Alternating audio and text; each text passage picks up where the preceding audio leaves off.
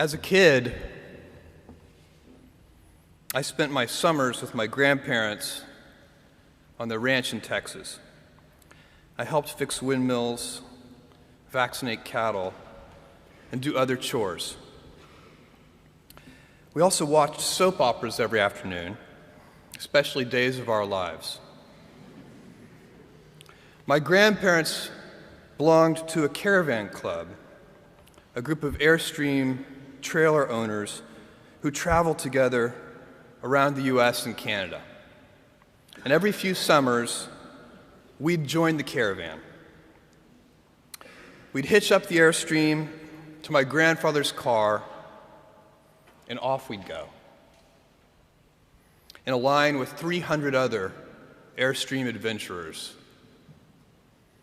I loved and worshiped my grandparents, and I really looked forward to these trips. On one particular trip, I was about 10 years old. I was rolling around in the big bench seat in the back of the car. My grandfather was driving, and my grandmother had the passenger seat. She smoked throughout these trips, and I hated the smell.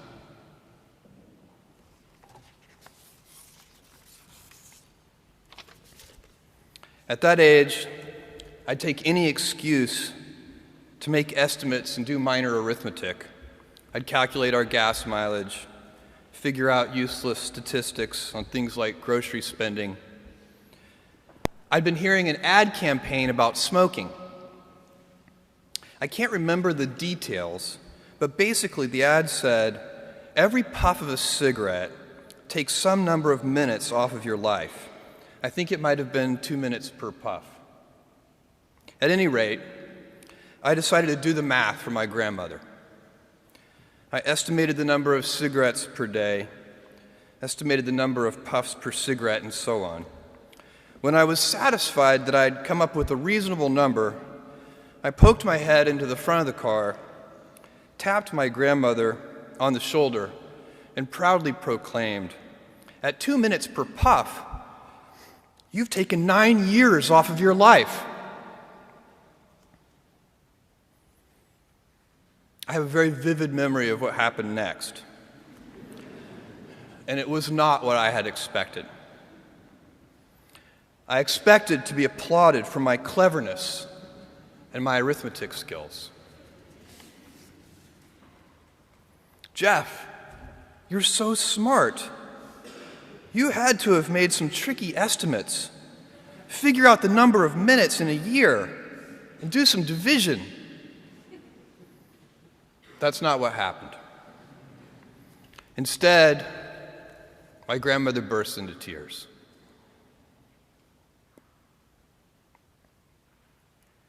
I sat in the back seat, didn't know what to do, while my grandmother was crying. My grandfather, who'd been driving in silence, pulled over onto the shoulder of the highway. He got out of the car and came around and opened my door and waited for me to follow. Was I in trouble? My grandfather was a highly intelligent, quiet man. He had never said a harsh word to me, and maybe this was to be the first time. Or maybe he would ask that I get back in the car and apologize to my grandmother. I had no experience in this realm with my grandparents and no way to gauge what the consequences might be. We stopped beside the trailer. My grandfather looked at me, and after a bit of silence, he gently and calmly said, "Jeff, one day you'll understand that it's harder to be kind than clever."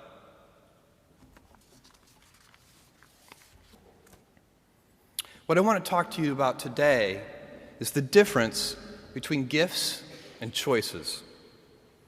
Cleverness is a gift. Kindness is a choice.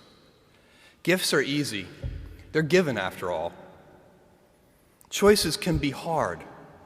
You can seduce yourself with your gifts if you're not careful, and if you do, it'll probably be to the detriment of your choices. This is a group with many gifts.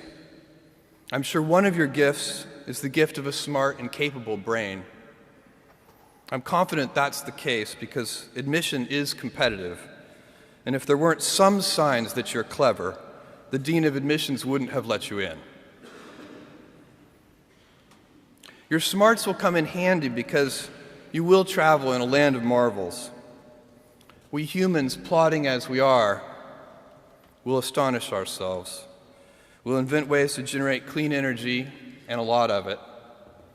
Atom by atom, we'll assemble small machines that can enter cell walls and make repairs. This month comes the extraordinary but inevitable news that we've synthesized life. In the coming years, we'll not only synthesize it, but engineer it to specifications. I believe you'll even see us understand the human brain. Jules Verne, Mark Twain, Galileo, Newton, all the curious from the ages would have wanted to be alive, most of all, right now. As a civilization, we will have so many gifts, just as you as individuals have so many individual gifts as you sit before me. How will you use these gifts? And will you take pride in your gifts or pride in your choices?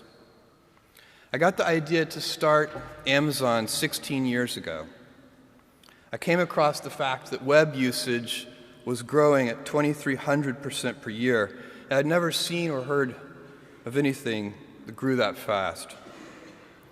And the idea of building an online bookstore with millions of titles, something that simply couldn't exist in the physical world, was very exciting to me. I just turned 30 years old, and I'd been married for a year.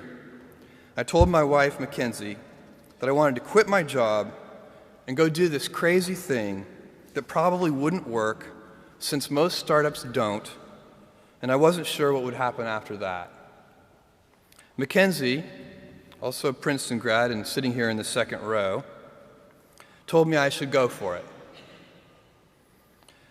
As a young boy, I'd been a garage inventor. I'd invented an automatic gate closer out of cement-filled tires, a solar cooker that didn't work very well out of an umbrella and aluminum foil, baking pan alarms to entrap my siblings. I'd always wanted to be an inventor, and she wanted me to follow my passion. I was working at a financial firm in New York City with a bunch of very smart people, and I had a brilliant boss I much admired. I went to my boss and told him I was going to start a company selling books on the internet. He took me on a long walk in Central Park, listened carefully to me, and finally said, "That sounds like a really good idea, but it would be an even better idea for someone who didn't already have a good job." That logic made some sense to me, and he convinced me to think about it for 48 hours before making a final decision. Seen in that light, it really was a difficult choice, but ultimately, I decided I had to give it a shot. I didn't think I'd regret trying and failing, and I suspected I would always be haunted by a decision to not try at all. After much consideration, I took the less safe path to follow my passion, and I'm proud of that choice. Tomorrow, in a very real sense, your life, the life you author from scratch on your own, begins. How will you use your gifts? What choices will you make? Will inertia be your guide, or will you follow your passions? Will you follow dogma, or will you be original? Will you choose a life of ease, or a life of service and adventure?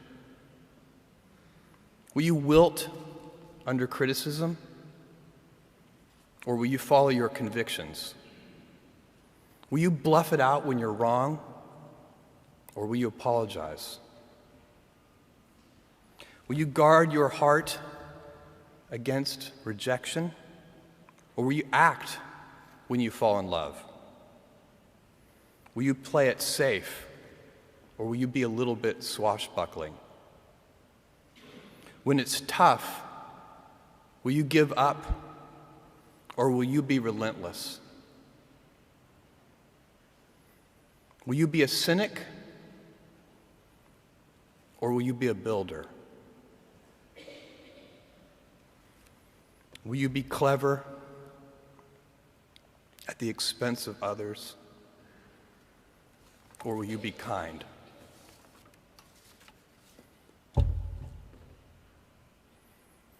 I will hazard a prediction. When you are 80 years old, and in a quiet moment of reflection, narrating for only yourself the most personal version of your life story, the telling that will be most compact and meaningful will be the series of choices you have made. In the end, we are our choices.